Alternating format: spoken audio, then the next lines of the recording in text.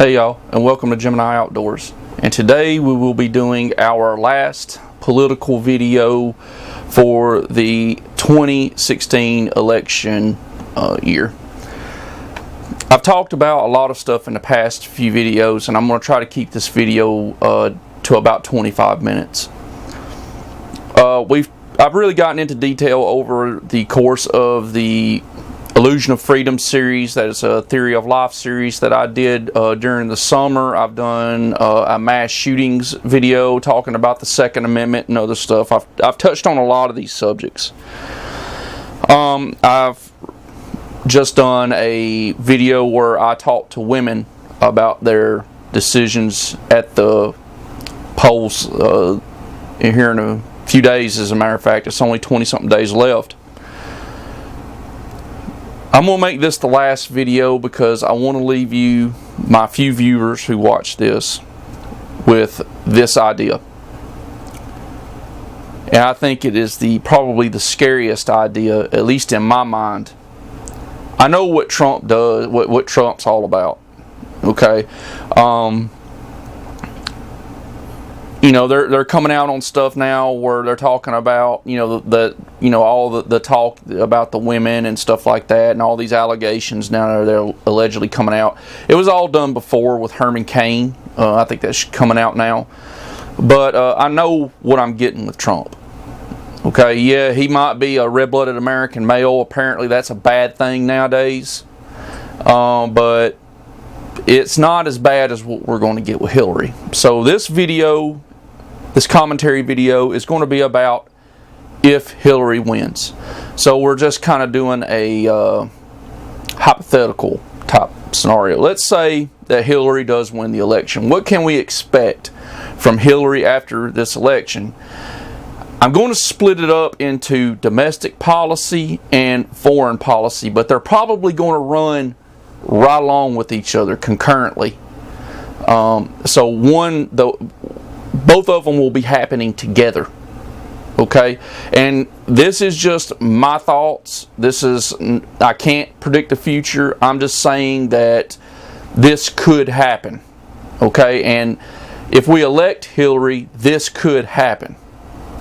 And that's all I'm saying with this video. So let's start with the domestic policy. As soon as Hillary gets in office, she is going to get her appointees run through Congress pretty quickly, because Paul Ryan and his, what I call pigs, politicians in globalist service, will get to work really quick on confirming her appointees. With those in place, she will begin, I think, with executive orders, and such things. Pretty soon she's going to go to Congress. She's going to start getting her domestic policies pushed through by Ryan, in my opinion, and we will go into what I will call extreme rule of law. I think that's going to happen pretty quickly, within the first year of her presidency. We will have extreme regulations on businesses and on the American people, plain simple. I've talked about it before. Some of the things that you never think you was going to see happen, they're going to happen. Such as you're going to have to go buy a license just to have a backyard garden. Stuff like that. It's going to be increasingly harder to buy a driver's license and do all this other stuff that we just take for granted normal in everyday type scenarios. So extreme regulations, I would expect that. Tax increases that I believe have never been seen before. Obamacare was just the beginning. You've already heard her talk about, I want to do more. She wants to make it into a single payer system, such as Canada has. You're seeing a lot of stuff coming out in the WikiLeaks. I'm not going to go through all that stuff. You guys go look it up yourselves. There's plenty of, just go to wikileaks.org or .com or whatever their website is, and just look at them for yourself. Like I said, I'm not going to get into that. You're going to see tax increases like crazy. You're going to see how just unbelievable tax increases. She's already admitted to that she wants to increase your taxes. She's going to increase your taxes for all of you so-called conservatives out there who just has to vote your conscience, like Glenn Beck. You know, that's a shame. I'm going to have a video on that particular subject as well. But, you know, the tax increases are coming. They're going to tax us to death. We're already being taxed to death. There's a lot of people who are going to have it very rough. Erosion of freedoms. With all that I just covered comes the erosion of freedoms. She's basically going to do away with the Second Amendment, in my opinion. And once she gets her Supreme Court in there and her appointees in there, it's going to happen. It's going to happen very, very quickly. That will probably, I think, be enough to set off problems. I don't want to say what, but I will say it's going to set off some problems. You won't be able to speak your mind anymore. They're already doing that on the big three. Going to do a video about that as well. There's going to be censorship. Conservative thought and conservative points of view are going to be shut down. She's already said she's going to do this with Breitbart and InfoWars. Several other, I'm sure all of it is eventually going to be censored. If you say such things, your channels are going to be shut down, and you're probably going to be arrested and taken to some prison somewhere as a terrorist or something like that. Just something, I think. Your religious freedoms, they're already under attack right now. You know, being a Christian nowadays is really hard. If you call yourself a Christian, as long as your religion fits in with the globalist strategy, the globalist agenda, you're all right. But if it doesn't, if it's a free-thinking type of religion, then you're in trouble. Your religious rights are in deep trouble. Your right to privacy is going to be gone. I've already said that they are working on that one. That one's going to be, and freedom of choice. Your choices are going to be taken away from you. Your privacy is going to be taken away from you. They're already working on it. It's a known thing. It's not anything that they're not saying. And for security, oh, you can't take care of your own security by having a gun, but we're going to take care of it for you. Does that sound familiar? Go back to my mass shootings videos, and you might figure it a little bit out. The next thing to happen, I think, will be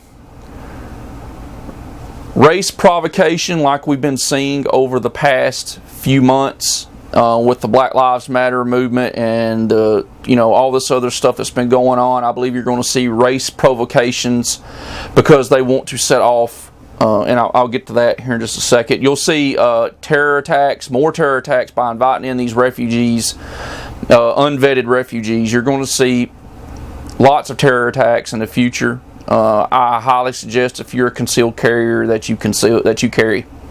You're probably going to need it. That, in turn, is going to lead, and remember, this is just on the domestic side now, civil unrest or civil war. That, I think, is the ultimate end game of that. And remember, this is playing right alongside of the foreign policy aspect, which I'm about to get to. Okay? They want that. They want that civil unrest that's happening now, where policemen are being shot. People are being shot down in the streets. People are being brutally attacked for their political beliefs, for their religious beliefs. It's happening all over. You're hearing about it all on the news. And it's crazy to me that it's really, people aren't putting this and this together to realize what's going on, that they want that unrest, they want that kind of civil war type of thing, so they can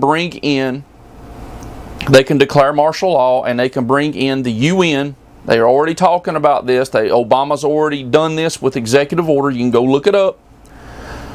They can bring in the United Nations on U.S. soil to enforce laws. Let that sink in for a minute. What does all that entail? So the UN is going to be able to come here to our country and tell us what we're going to do. Think about that for a minute. That's a whoo. And the thing is, you can look on YouTube, folks, and you can see the videos yourself of all these train loads of UN equipment going across the nation. I've seen it myself when I was working night shift in my hometown, or well, kind of my hometown, not very far from my hometown. I have to commute to work. But one night, it was about 2 o'clock in the morning, and if you ever watch these videos, most of them you're going to see it's going to be early in the morning or whatnot, that they're moving this stuff, transporting this stuff, pre-positioning this stuff. I've seen it with my own eyes. I thought it was weird that night, and I was like, wow, tanks? Armored personnel carriers? You know, I mean, I'm not a military guy, but I know what those are, and why are they here? It makes no sense. You know, then I was like, oh, they must be just transporting it somewhere. And then I started seeing the insignias UN on the side of it. I'm like, what in the world is the UN doing? I had a phone. I wish I'd have recorded it, to be honest with you. Thank goodness people do record it, or we wouldn't even know about it. So let's move on. Now, that covers the domestic policy. And, you know, the UN is basically going to be their strong arm. They're bringing them in for backup for the federal authorities that are going to be coming in here and doing stuff too. So let's move on to foreign policy. This woman is going, we've already got some kind of wars going on right now in Syria. I think you're going to see the U.S. get fully involved in Syria, and the reason they're going to do that is, let's just talk about wars. They want to get a war started over there so they can take, you know, and I hear a bunch of these preppers and militia guys talking all the time. You know, I kind of keep my ears open about stuff like that. And I hear these guys always talking about, well, the loyal elements of the military are going to be here. It's going to be a quick fight. That we're going to knock them out. They're going to regret. We're going to take the UN guns, and we're going to do this, and we're going to do that. Wrong. The reason they want the wars is so Hillary, the Clinton administration, whenever they do get their wars, they're going to take those loyal elements of the military and ship them over to fight the wars. Okay, to get rid of those elements. You don't think they've already thought of that? Get real. So we're talking about military dispersal. All the loyal elements to the Clinton administration is going to be here. Provocation of Russia. You're already starting to see it. They're talking about, we're going to cyber attack Russia. We're going to do this. We're going to do that against Russia. Let's think about things here for a second, folks, okay? Russia is the next down from us. Well, one of the next down, probably third in line from China. It goes U.S., China, Russia in, I think, nuclear power. So we're going to attack a nuclear power. That's some brilliant thinking there on part of Hillary and all her bunch, you know. Where Trump, and Trump gets criticized about, oh, I just want to talk to him. I want to bring them down to the negotiating table. And Clinton and them are like, why do they want to negotiate with them? Well, maybe because they don't want to fight a nuclear war. Maybe he wants to bring them in on our side of things. You know, make them an ally instead of an adversary. You think that might be a smart idea? Well, maybe. But the provocation of Russia is going to continue with the Clinton administration. They're going to provocate Russia to death for what I believe could be World War III. You bring the United States and Russia begin a conflict, it's going to start a domino effect, in my opinion. I think other countries are going to come in this on the side of Russia and on the side of the United States, and before you know it, we're going to be fighting World War III. After that, you'll see the globalist agenda come in, and especially here in the United States. After all this is done, and remember, this is going to be run concurrently. It's going to be run at all this stuff's going to be going down at the same time. It's not going to be, well, they got to take care of the domestic first and then they'll do the foreign. It's going to be running, it's running at the same time right now. The next thing you're going to see after all these wars are over with, the people who are left, the ones who don't, their political ideas and their beliefs, and even people who are undesirable. Remember I talked about that earlier in earlier videos. There's going to be two things that happen to them. Either they're going to be exterminated with extermination squads, or they're going to be repatriated, in which that means the FEMA camps that everybody talks about. You know, and it's a scary thought. It's a real scary thought. It scared me when I, you know, and that's just me speculating on a Clinton administration. The realities might be a lot worse. I mean, do I hope this happens? Hell no, I hope it doesn't happen. I want Trump to win. I'm going to be going November the 8th and voting for Donald Trump. That's what's going to happen. I'm voting for Trump for my kids, for the future of my family, for the future of my friends, for the future of my nation. I believe it is my patriotic duty to go vote for Donald Trump, and I hope you feel the same way. Or I hope that if you consider this video, and especially if you're a woman or a minority and you're viewing this, and you're still on the fence, I hope this video will persuade you to vote for Trump, because the idea of that, I just sat down and wrote those out one day, a couple days ago, actually, and it scared me so bad. I was actually going to shoot this video yesterday, and it scared me so bad, I was like, I don't really know if I want to do this video or not, but I know I have to do it. I don't want to be the one to have to look at my son and my daughter when she's born one day, when all of our freedoms are gone, and have to answer the question of, what did you do? You know, I can say that I put my opinion out there, I voted, and hopefully I won't have to fight, but if I have to, I will. I don't want to, but I really hope that that people go vote for Trump and vote for nationalism again instead of globalism, because that's the biggest threat, I think, in the world today is globalism, and living under a globalist agenda that's controlled by corporations who have no interest in the little guy. I mean, that's a proven fact too. So that's it. That's the video. I tried to hit these talking points. I hit them pretty quick. I know. I would like to be a little bit more detailed, but I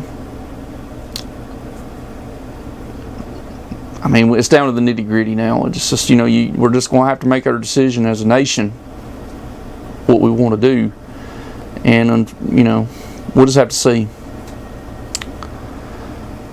So I hope you go vote.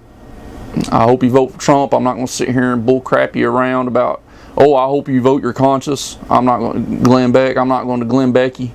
I'm going to tell you, if you believe in the United States Constitution, you will vote for Donald Trump, period. If you believe in globalism, if you think somebody telling you what you can do in every aspect of your life and does not trust you to be able to run your own life, who really doesn't want you to be here, they want you to justify your existence, then you vote for Hillary, because she's the WikiLeaks have already proven that's what she's all about.